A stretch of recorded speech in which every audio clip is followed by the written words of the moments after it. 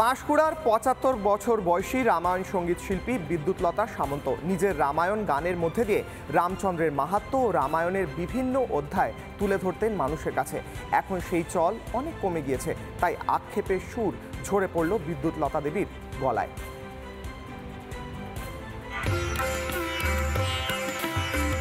রাম মন্দির উদ্বোধন নিয়ে জনসাধারণের মধ্যে উন্মাদনার অন্ত নেই। অযোধ্যার পাশাপাশি দেশের বিভিন্ন প্রান্তে ২২শে জানুয়ারি নানা পুজো অর্চনার মধ্যে দিয়ে ভগবান রামের নামের আয়োজন করা হয়েছে।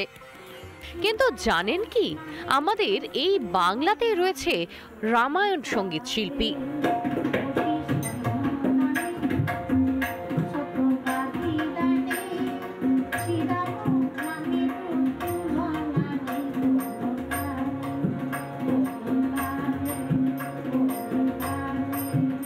বিদ্যুৎলতা সামন্ত একটা সময় আসরের পর আসর কাঁপাতেন রামায়ণ গান শুনিয়ে। কখনো গ্রামের আটচালায়, কখনো বা বিভিন্ন অনুষ্ঠানের রঙ্গমঞ্চে সকলকে মুগ্ধ করেছিলেন নিজের গানের মধ্যে দিয়ে। কিন্তু বর্তমানে প্রায় রামায়ণ সঙ্গীত শোনাই যায় না। নতুন প্রজন্মের কাছে এই গানের প্রতি ঝোঁক না থাকায় আক্ষেপের সুর শিল্পী বিদ্যুৎলতা সামন্তের গলায়। আমি যাত্রা থিয়েটার করতাম, তরুণী সেন, বিশ্বকেতু, এইসব রোলগুলো করতাম আর কি, যার জন্য খুব ভালো লাগতো। আর অনাথ বাবু ওখানে গান করতে আসতে 5 দিন 6 দিন করে গান করতেন, যার জন্য তার গানটা আমাকে এত ভালো লাগলো, ওই গানটা আমি শিখবো।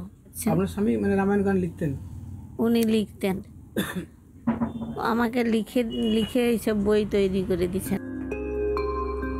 পাঁশকুড়ার বিদ্যুৎলতা সামন্তের রামায়ণ গানের আসক্তি ছোট্টবেলা থেকেই। অনাথ বন্ধু দাস অধিকারীর গান তাকে মুগ্ধ করেছিল। সেখান থেকেই তার রামায়ণ গানের প্রতি আসক্তি।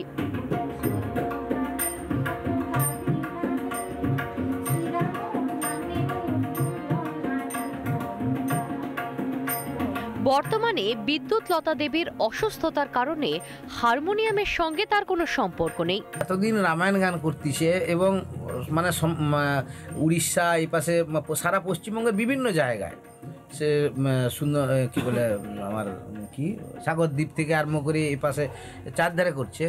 অথচ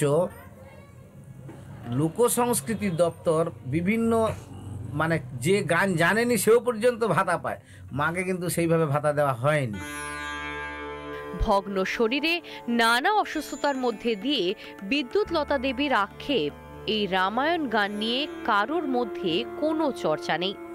বর্তমানে রাজ্য সরকার লোকশিল্পীদের কথা ভাবলেও এই রামায়ণ সঙ্গীতের প্রচার নিয়ে সরকারি কোনো উদ্যোগ নেই। প্রসূন ব্যানার্জির রিপোর্ট, রিপাবলিক বাংলা।